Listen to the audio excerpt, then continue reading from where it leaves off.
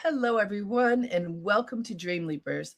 I'm your host, Harriette Cole, and I am so excited. Today, I have a very special guest, a good friend of mine who is a pioneer, a legend in the fashion industry.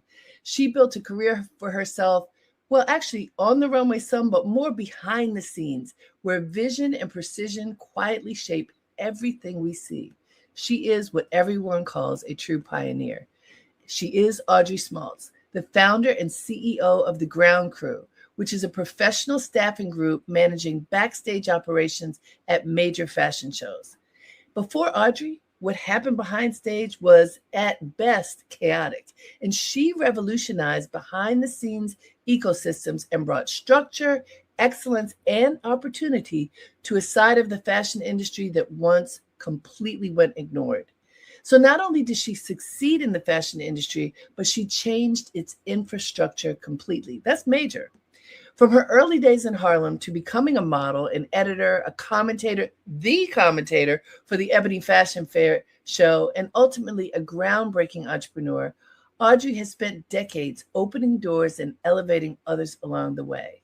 And now, with her upcoming memoir that she has worked on for so many years, Every Inch a Lady, My Journey from Dear Harlem to Haute Couture and Beyond, she is reflecting on a life defined by style, resilience, and purpose.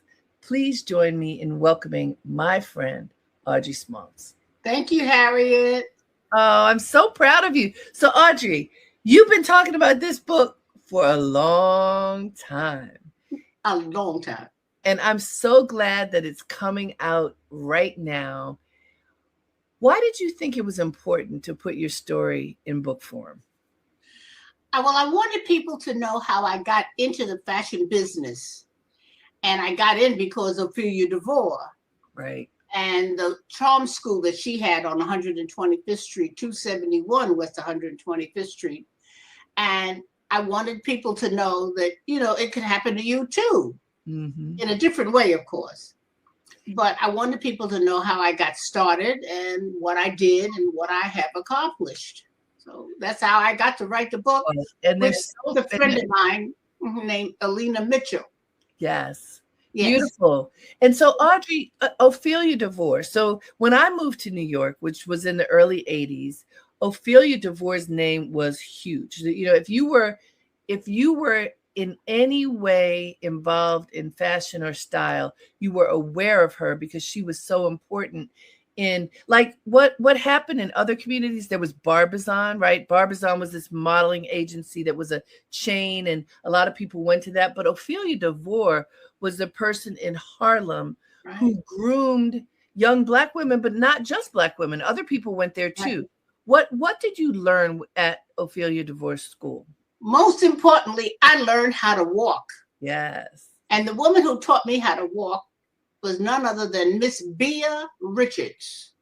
You know that name. Yes. Tell us who she was. And Bea Richards was an instructor at the Ophelia DeVore School of Charm. And she taught us how to walk.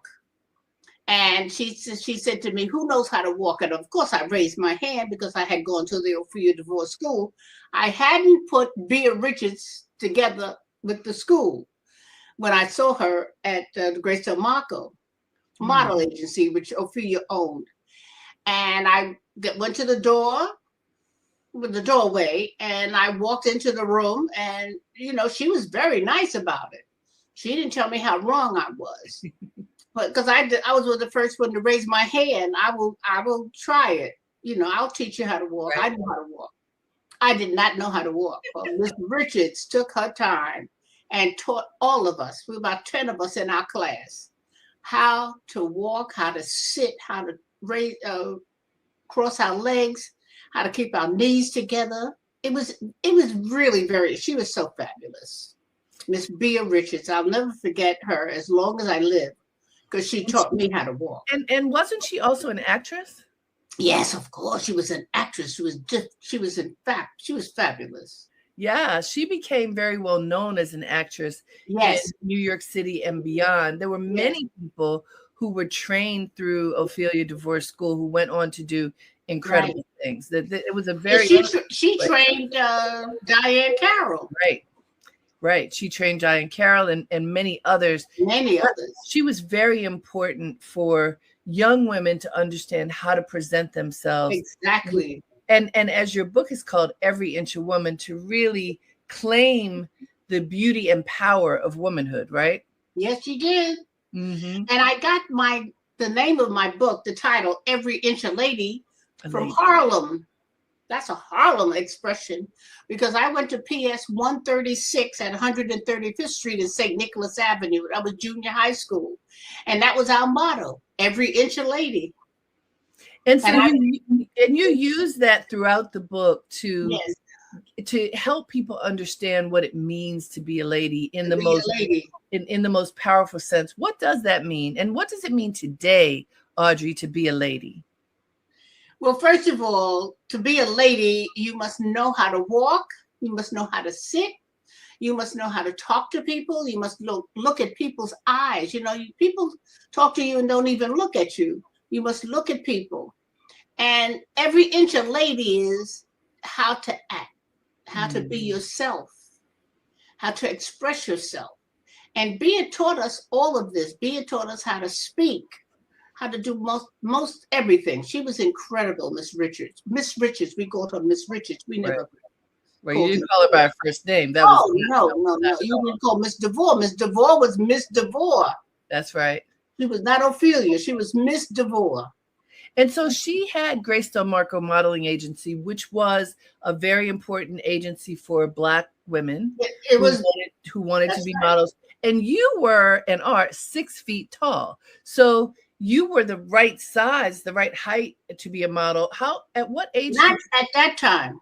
Oh, were you taller than the right size? Oh, everybody was maybe 5'9" was the tallest, 5'9", but at 6 feet. But you did model.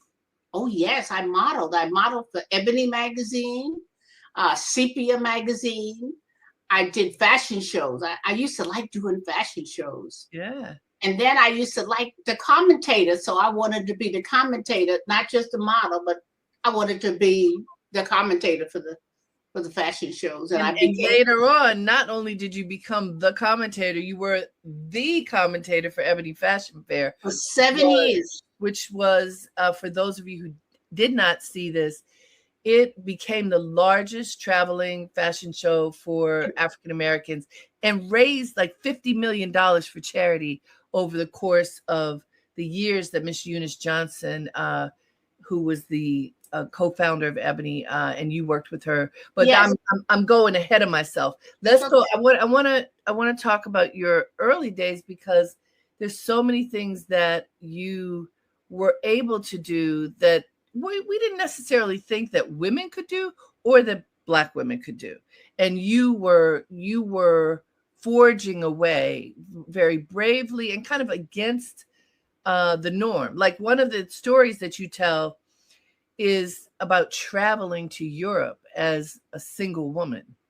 And that just, like, you weren't supposed to travel anywhere as a single woman, let alone outside of the country. And you got it into your head. You were working in Bloomingdale's at that time, right? I think I was working. Yes, I was working in Bloomingdale's, and I asked for 2 weeks off, and they didn't want to give me 2 weeks off, but they did. I told them I was going to Europe. What were you doing at Bloomingdale's? Because even that was unusual. It was only you and one other Black woman who worked in the whole of Bloomingdale's, right? Well, as an executive. As an executive, right. I was an assistant buyer for Mr. Bruce Morrison, who bought coats and suits, and I was one of his assistants. He had 3 assistants, and I was one of them. And I worked for him for many years. And I told Mr. Morrison that I wanted to go to Europe. And he said, I don't know. And I said, I need 2 weeks. So anyway, they let me go. They let me, go to Europe. And I had saved my money. Yes, I did. I think I was making $45 or $50 a week. But I was living at home, so I didn't have expenses. And what year are we talking about? Because $40 a week back then was good money, wasn't it? I guess so. I don't have no idea because I was living at home, but I was glad to have my own money and not ask my mother or my father always for $10 or $5. So what year was that? That was in the 60s. And so, Audrey, what did your parents say when you said you wanted to go to Europe on your own? My mother thought that was exciting, because my mother thought it was very exciting, and she wanted to go with me. No. This was your trip. This was my trip. And then you had learned, I read in your book that you had learned that there was a way to go and stay in the most exclusive hotels at an affordable price. What was that? That was the Plaza Athénée. Because I got to Europe and I wanted to stay with a friend of mine who very rarely used his apartment. And I did finally stay there. But in the beginning, I stayed across the street from the Plaza Athénée, but I had my lunch and dinner there. Yes. So people thought I lived there, but I didn't. I lived across the street in a small hotel that cost, I don't know, $4 or $5 a night. And this one cost $2 or $3, $23 or $25 or $30 a day. That's a lot. Back then in the 60s, that was a lot of money. Well, and also you describe in the book, someone gave you a hint that if you could get an affordable room in these luxury hotels if you asked for the maid's room. That's right. And that's what I did. I asked for the maid's room. And I got the maid's room the next year. Not the same year. That was the same. That was another year. It may have been the same year so long ago. Right. But I get a maid's room. And you had all these incredible experiences. You went to the Louvre, you went to the Eiffel Tower, you went to all of the places where people want to go when they are in Paris, but you traveled all around Europe.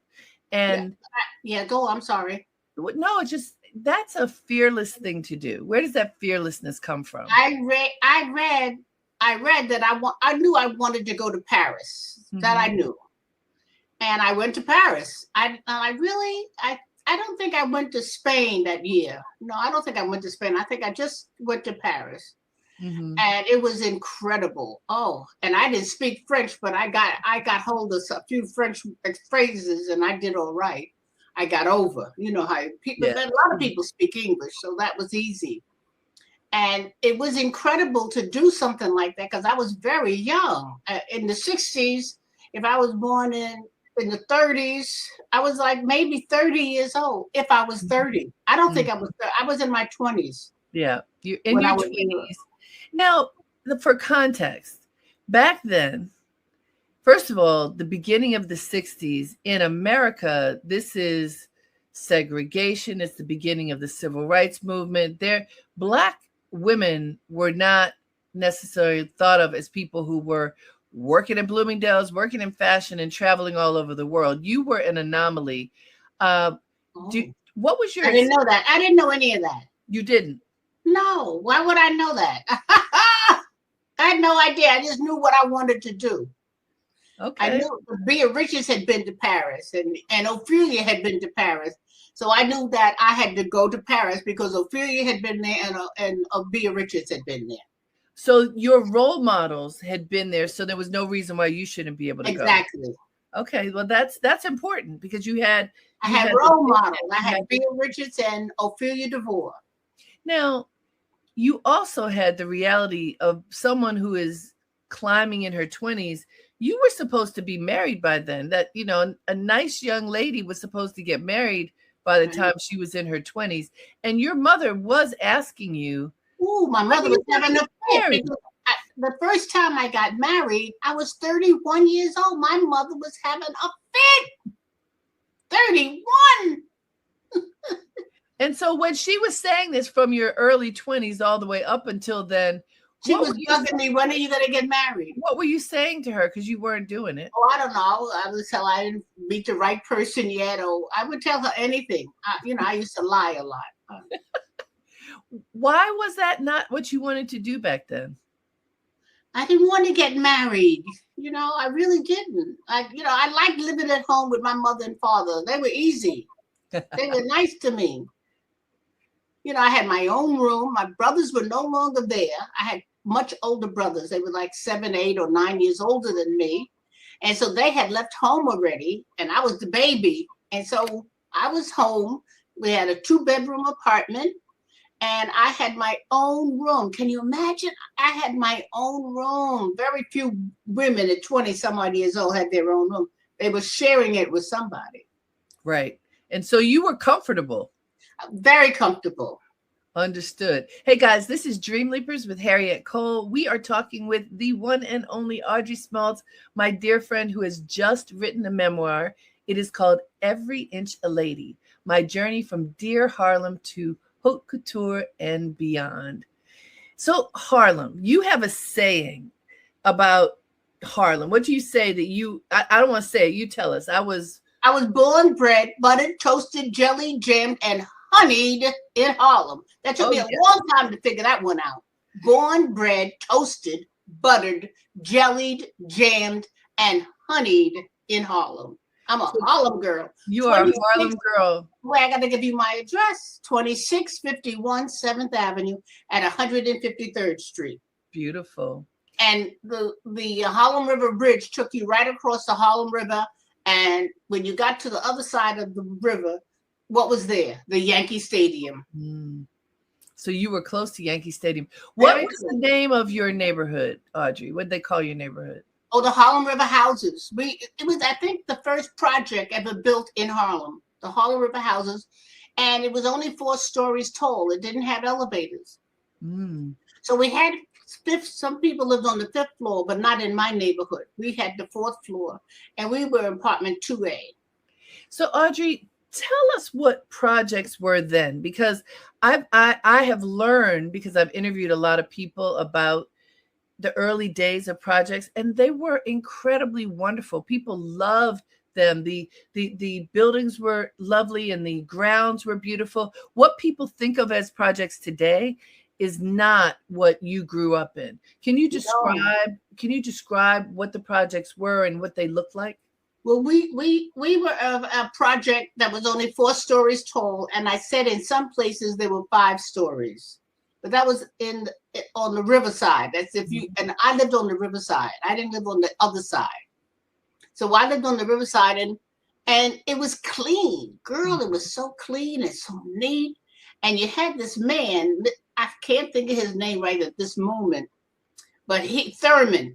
We called him Thurman the German.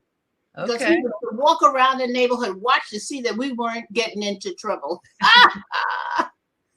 And we used to do everything, we weren't supposed to do. But anyway, we were kids having fun. And were the project, what did it look like outside? Red brick. It was always, all the projects looked alike, red brick, and clean. Yeah. We had beautiful. We had a playground. Right. We had a place where you went and you learned how to play games. We had a teacher there who taught us how to play games and how to be friendly, and it was just incredible. I didn't know it was a project. I had no idea until when I moved at 15. Then I realized it was a project, but it didn't bother me at all. But I would let everybody know, honey, I grew up in Harlem River projects. What was it that was special about being from Harlem, being in Harlem? What do you think you walk with that represents Harlem? Well, I tell you the truth. I like to tell people now. They say, Audrey, where are you from? I say Harlem. I let people know right away I'm from Harlem. You're talking to a Harlem girl. I was born there. And I know everything about Harlem. I know the streets because I would walk down to 125th Street.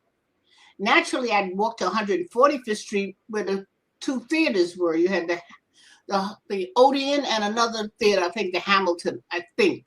It's not the Hamilton, but it was like the Hamilton. And those were our 2 movies. And I always wanted to go to the movies, and my mother would allow me to walk to 145th Street from 153rd Street. Well, there's only one street to cross. It was 145th Street. That was a heavy street to cross. But anyway, I was paying attention. And that's how I learned Harlem, by walking all through Harlem. And I went to school in Harlem. I went to PS 46 at 146th Street in St. Nicholas Avenue. And that was called Uptown. That was called, it wasn't called Harlem then, because it was, you know, they didn't call it Harlem. Right. It was high on the hill. Right. And then after I went to PS 46 till 6th grade, from the 1st grade to the 6th grade, then I took an exam to go to PS 136 because I was an art major. I still paint to this day. And I painted, and they liked what I did. And then I got accepted into PS 136, which is how I got the name for the book, Every Inch a Lady. Right, right. And I went there. I was there from the 8th grade from the 7th grade to the 8th grade. And then I took another exam, and that's how I got to the High School of Music and Art. That was in Harlem at 135th Street and Edgecombe Avenue. Right over there near City College, right? Right. It was a part of City College. Right. Yes. Beautiful over there. Yeah, it was a part of City College. And did you go to college? Yes, I went to CCNY. I went to City College. That's great. It was right there. Right. And I wanted to go to Howard. You know, I wanted to go to Howard. What were you dreaming that you wanted to be when you grew up? What did you think your life was going to be? I didn't have any idea what I was going to do. My mother didn't work. She stayed at home. I really didn't have what I wanted to do. I know I liked modeling, and I was good at that. I was very good at modeling, and I got paid. You get paid $100 or $10 an hour. We would get $10 an hour. That was a lot of money, right? A lot of money. And you were independent. There was this, like you say, your mother was more traditional. She stayed at home. Your father worked. You worked. You had a sense of independence, of not necessarily. Right. You weren't trying to own money. You would have gotten married younger, so there was a hunger in you for exploration. Oh, I guess so. But I wanted to work. I wanted to have my own money. My mother had money. My father had money, and I didn't have any money. I had to ask my mother or my father for money, and I didn't want to do that. I wanted my own, so I got my own. So you were modeling. When did you come to Bloomingdale's? How early was that in your career? I was in Bloomingdale's. I went to Bloomingdale's right after high school. Okay. Because I went to CCNY part-time. And I was in high school, and I started at Bloomingdale's. I just went, and I went for application. They asked me, did I see it in the paper? I told them no. I just, I like Bloomingdale's. Okay. So that was pretty brave of you. So there's another aspect of your book that I love, the sassy Audrey, who, you talk about your relationships, that you were not shy to explore and to meet people and to have relationships with different men at a time when, this is the beginning of the sexual revolution in America. I don't know how many Black women were a part of that, but you were living your life and being free to meet people and explore. Talk about that part of your world. Well, I met a very fabulous man, and he worked on Wall Street. Can you imagine Wall Street? So naturally, I wanted to work on Wall Street. I was sick of Bloomingdale's. Now I got to work on Wall Street. And sure enough, I took the interview, and I got the job at Baishin Company. And they're still around too. And I worked at Baishin Company, and I learned all about Wall Street and the stock market. So then, I bought some stock, and then I had the money in the stock market, and so that was making money. And then it was just who I hung out with. I always looked for somebody who was more independent than I was. I wasn't independent, but I thought I was. Yeah. I thought I was independent, but this particular man he worked for Baishin Company, and sure enough, he got me an interview with the man who was hiring, and the man hired me. They didn't have any Black women. I think I was the first Black woman that Baishin had ever hired. How long did you work there? Oh, maybe a year. It was very difficult to sell stock to Black folk. I bet it still is in some ways. It was very difficult then. Mhm. Very difficult. But you got an education about. Oh, I got an education about stock and Yes. money, and yes, I learned a lot there. I learned Mhm. a lot. It was great. It was great. I'm glad I did that. Mm-hmm. Now, your mother was always telling you you need to get married. And at the point you were about 30 years old, you're like, okay, the next man who says he wants to marry me, I'm going to marry him. That's right. So tell us that story. Well, I used to go to Chicago to visit friends, and I met this man in Chicago. He was a physician, honey, a doctor. I said, oh, my mother would love me marrying a doctor. Oh, so sure enough, he asked to marry me, and I said yes. And we got married. I'll never forget, May 28th, 1969. That's when I got married. Wow. It's a long time ago, huh? Yep. I married Dr. Stanley Hughes, and I was Audrey Hughes for a while. In fact, when I went with the Ebony Fashion Fair, my last name was Hughes, and then I changed it to Smaltz because I didn't like Hughes anymore. Well, you weren't married to him anymore, right? Yeah, we were divorced by that time. And so you tell a story in your book that was very nice. I got a lot of money from him for getting that for the divorce. I asked for it. And well, and for good reason, because I was going to say, you tell a story that I didn't know. There are a lot of stories for people who know Audrey. There are a lot of stories that you won't know. They're new stories for you as you read the book. And then for people who just know Audrey as a legend, there are incredible stories that learning about her life. But one of the stories that you tell, Audrey, is something that is true for a lot of people that they don't want to talk about. You married this man, and it ended up that he was physically abusive. And you weren't having it, right? Can you tell us that story? Well, one time we got in an argument, and I threw something at him, and it hit him, and then he hit me, and I said, "Oh no, no." So that's when I knew I had to get a divorce because he hit me. Right. I never told my mother. Huh? I never told my mother that. That would have scared her, I'm sure. Yeah, but we got divorced, and then soon after that, by 1970, I was trying out for the Ebony Fashion Fair, and Eunice hired me right away. And what did she hire you to do? To be the commentator. I told her I wanted to be the commentator. She said, "Oh, I thought you wanted to be a model." No. I don't want to be a model. I want to be the commentator because I can talk. And Audrey, your role, you as commentator of Ebony Fashion Fair, really transformed what a commentator says and does. This is not just saying, and here's dress number 25 coming out to be blah, blah, blah. That wasn't what you did. Can you? Well, I would say what to wear on Sunday when you don't get home to Monday. Everybody can relate to that. Tell us a few more.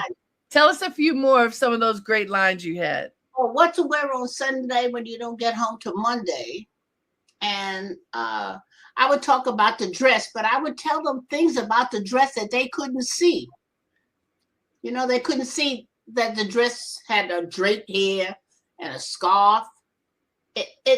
I would tell them things that they didn't know, but they knew, but they didn't know it was on that dress or in that dress or about that dress. Then I talk about the model. My assistant was Shayla Simpson, and she was there for 16 years. She and I are still good friends. She's wonderful. Yeah, I used to have some fun lines. I can't think of any right now, but I used to remember that one, what to wear on Sunday when you don't get home to Monday. I said people can relate to that. I said things that didn't really always have to do with fashion. I would just talk trash.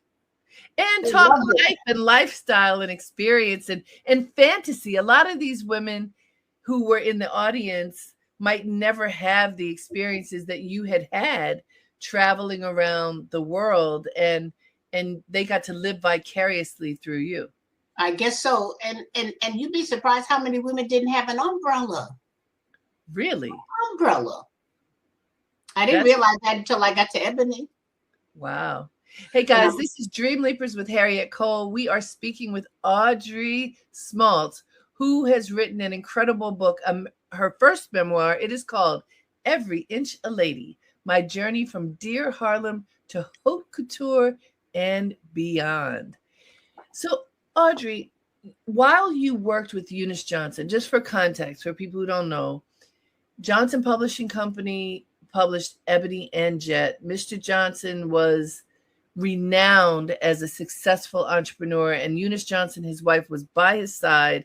She created the Ebony Fashion Fair show, and you, by her side, went to Europe to the collections to buy fashion that would appear in these shows. And just for everybody who doesn't know, this is so rare. It was so rare that Black editors, people were at any fashion shows at all, were invited and able to come.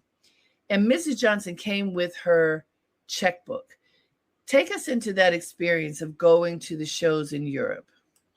Well, I'll never forget one particular designer, very expensive designer. I'm not going to mention his name, but anyway, he was very expensive. And Mrs. Johnson would take out the checkbook, but I used to write the check. And I'll never forget, I wrote a check, and I'm in my 20s, for $50,000. Can you imagine? Me, I wrote this check for 50, and then I gave it to Eunice, Mrs. Johnson, you ever call her Eunice, and she signed it. And she was buying couture dresses. Only couture. Only couture. And how was she treated? Because again, this is at a time when just okay, but she wasn't treated exceptionally beautifully. No, she was not. Mm-mm. So and what? We didn't always get invitations to the shows. I had to go get those invitations. I had to go physically to the designer and let them know, Mrs. Johnson, Ebony magazine. I take the Ebony. I had a lot of Ebonies. I take the Ebony magazine so they could see the Ebony magazine. And so you did experience some form of racism, not being welcome, things like that. Yes. Yeah, we experienced that. So how did you manage experiencing that rejection? I was used to it. I didn't pay much attention. And Dior was very nice. Christian Dior, not Christian Dior, but Marc Bohan for Christian Dior. He was very nice to us, and Ungaro was very nice to us. We had quite a few designers who were very nice. Oh, and Mr. Givenchy. I was about to say he was the one, right? Givenchy, honey, he was taller than me, which was fabulous because everybody else was shorter than me. He was taller than me. And wasn't he one of the first designers to have a black cabine, the black models? Yes, he did. He had a whole cabine of black models. Yes, that was revolutionary. That really was. That was after I left. That was in the 70s. That's right. So you were there in the 60s? I was there from 1970 to 1977. Okay. I left in 77 to start my own business because I had saved $60,000. How did you save so much money? Well, I wasn't spending a lot of money because I was always with Eunice. She paid for everything. Mm-hmm. And she would say, Audrey, you have money. You should give it to me. I didn't give her that money.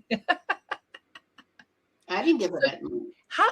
Who taught you about saving and how the strategy of using my mother? Probably. My mother always had money. She always had money. And she probably taught me about how to save. I remember when I started my business after I left Essence, I came and sat with you. And the most important lesson you said you had to tell me was act like you don't have any money because you don't. And if you act like you don't have any, you will be able to have some. Mm-hmm. They're not going to bother you. Girl, I don't have any money. Yeah. You can right in the eye and tell me you don't have any money. And it was easy in those days. What made you decide to leave? This was a really big career you had you were doing the Ebony Fashion Fair show. You were also fashion editor of Ebony magazine. So you had a lot of power and clout at that point. Eunice Johnson and I, we really didn't get along that well. We pretended we were getting along, but we really didn't get along that well. And I was training Shayla. And I trained Shayla, and Shayla became a very good commentator. Okay. So I trained Shayla, and when I felt that Shayla was ready, then it was time for me to go. So you left, and in 1970, August the 31st was my last day. And you had this vision of starting a business based upon what you had seen, the discord backstage. I know. I just wanted to have my own business. Okay. Because Eunice had her own business. I wanted to be just like Eunice. I wanted to have the money because Eunice could spend some money, honey. I was writing those checks. I couldn't believe half of those checks I wrote. And so she just signed them. And the money was there. When you left, what did you do first? I just started my own business. And what was the business from the beginning? I don't know what the business was, but it wasn't the Ground Crew. It was not.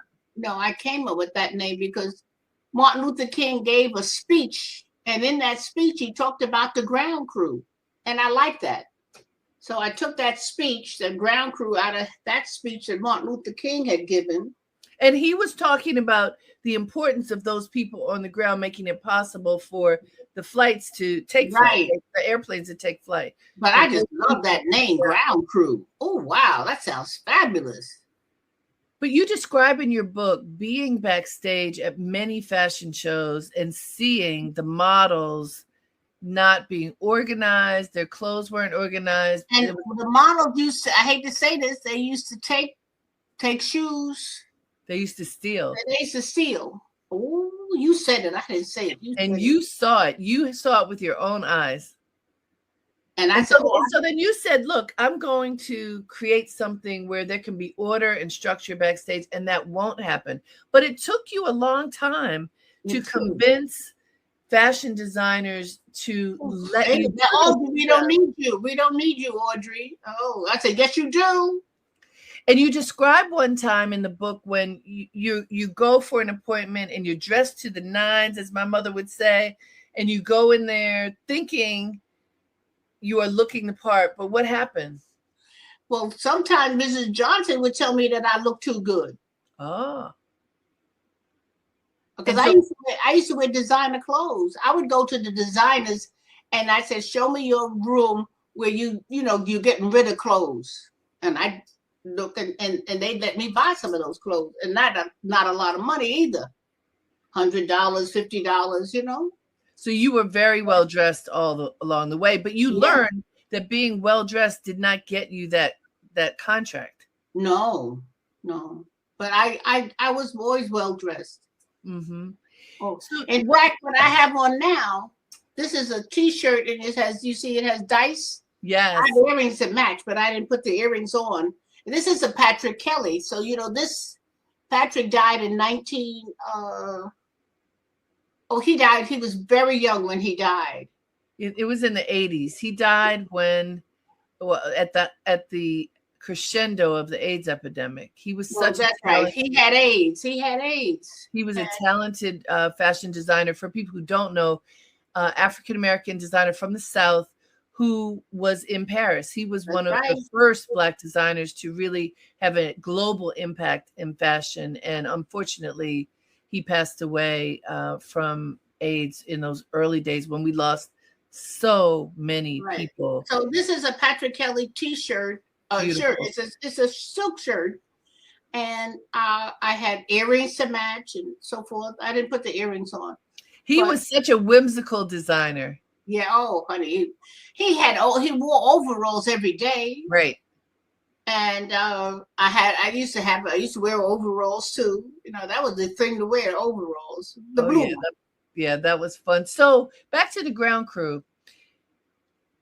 What are the services that your business offered because you were in business for a long time with the Ground Crew? What did you do for design? The original concept for the Ground Crew was I was going to dress the models, and the models were going to have on the right dress with the right shoes, and they were going to be on time.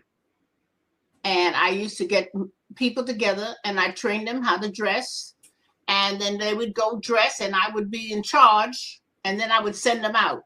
The designer would let me send them out. And you've said to these designers, let me do this for you. And you will save money because their stuff will stop disappearing. That's right. And they didn't believe me. And then they realized when Audrey got there, they weren't missing stuff. It happened. Your promise came true. Who are some of the designers that you work for over the years? Oh my gosh.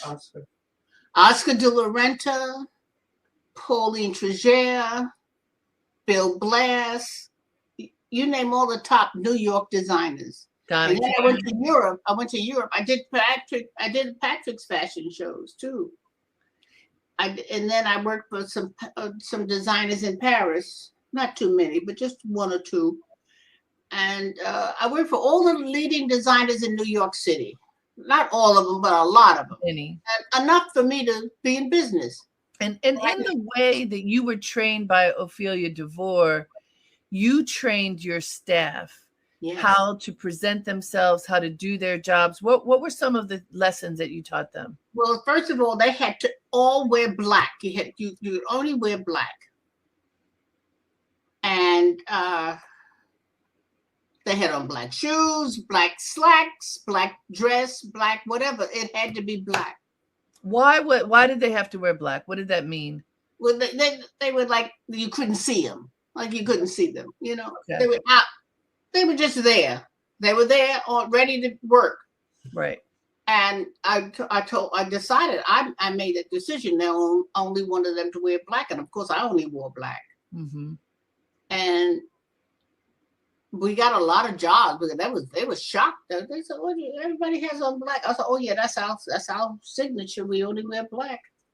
And then you taught them how to dress it, and then how to put those clothes back just the way they saw it when they took them out of the black bags. Mm-hmm.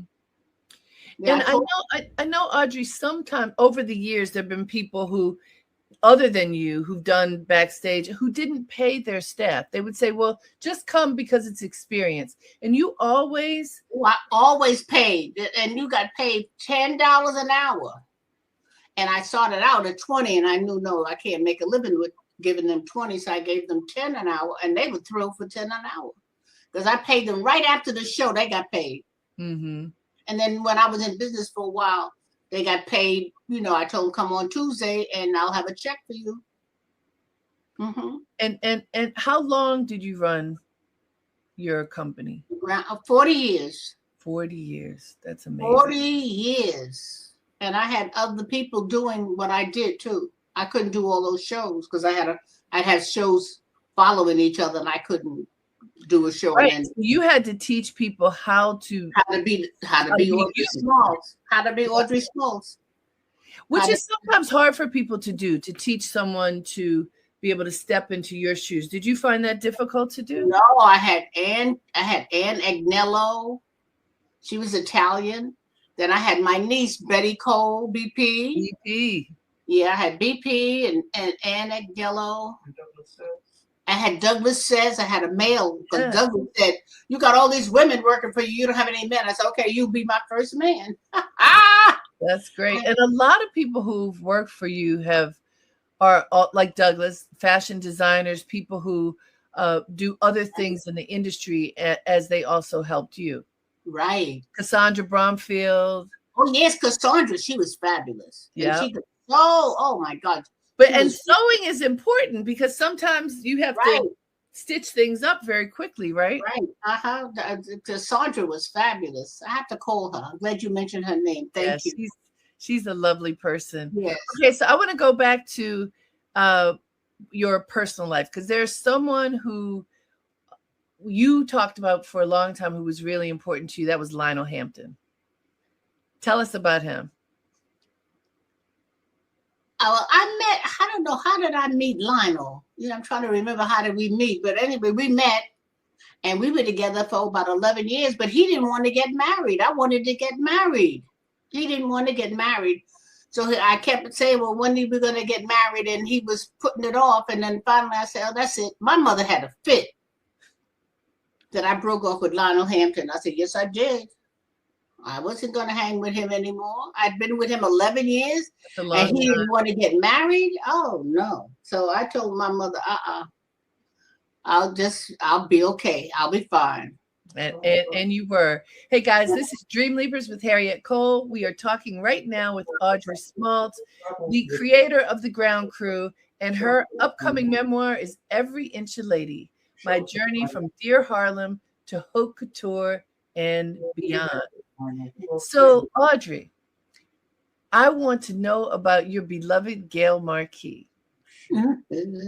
Olympian. She was part of the first women's basketball Olympic team for the United States. Right, 1976. So she's at the top of her game. You're at the top of your game, and you all met each other. We met at Landmark Education. You remember that? Yes, of course I do. That's Landmark Education. Isn't that something? And he saw me and I saw her because we were both 6 feet tall. Right. Too many women that tall. And how did you know that you all were in love? Oh, I don't know. I don't remember, but we fell in love. And you've been together for a long time. But the great news, and by the way, everybody, Audrey and Gail tell their love story in my upcoming book, Jumping the Broom Today. But we'll get a little taste of it right now. You all were able to get married the very first year in New York when same-sex marriages were allowed. And it was a special date. What was that date, Audrey? 11/11/11 at 11. I love it. I love November the 11th in 2011 at 11. And we didn't get married at 11. I think we got married at 1. It was a beautiful wedding in Central Park. I was there to experience. I had the pictures. Yes, you were there. Absolutely, I was there. And thanks to Michael Bloomberg, who was mayor at the time, you were able to get that permit that you needed, right? Yes, that's right. Tell them that story. That was a nice story, honey. I wanted to get married in Central Park, and they said, "Oh no, people don't get married in Central Park." Yes, I want to get married there, and I know exactly where I want to get married. But I told them where I wanted. Oh no, you can't get married there. You know, I got married there. Where was it? Tell us. 100th Street, just off Central Park West, and there's a beautiful lake there. Beautiful lake, and ducks are in the lake, and beautiful trees there. She was booking 12. And that's where I wanted to get married because it was beautiful there. It was already picturesque, and the trees. It was November, but we still had leaves on the trees. Mm-hmm. It was beautiful. I had a big crowd too. I didn't invite that many people, but folks showed up. They're going to a same-sex wedding. That was the first time for same sex to get married. It became legal in New York. And in 2011. Yeah, in 2011. And so how did you become friends with Michael Bloomberg? How did I become friends with Michael Bloomberg? That's because I always liked politics. Girl, I voted for everything. I always voted. And I know he was looking for a Republican, and I was that Republican. Because that's important because look, people are on all sides, but often Black people don't think that there are Black Republicans now. And you certainly are and have been. I'm not a Republican now, but I was then because I used to date Lionel Hampton. And Lionel Hampton was a Republican. Because of Lionel Hampton, I met George Bush and Barbara Bush and the whole Bush family. And I got to know a lot of fabulous Republicans. My father was a Republican. There was a time when that was important. What made you change? Oh, I didn't want to be a Republican any longer. I wanted to be a Democrat. I understand. When was it when Barack Obama ran? I don't know when it started, but I became a Democrat, and I'm a Democrat to this day. So, Audrey, what do you want the biggest takeaway to be for people as they read your book? What do you want them to know when they read your book? That they can start a business that didn't exist. I started a business that did not exist, but I knew there was a business there. And I stuck with it until finally somebody said, okay, I'll hire you. You don't know how many letters I wrote, how many cards, I would knock on more doors than you could shake a stick at. I can't remember who the first person was that hired me. But from then on, I was on a roll, girl. but I started a business that did not exist, but I saw that it was needed. Was it Donna Karen? And I just started doing that business, and it worked.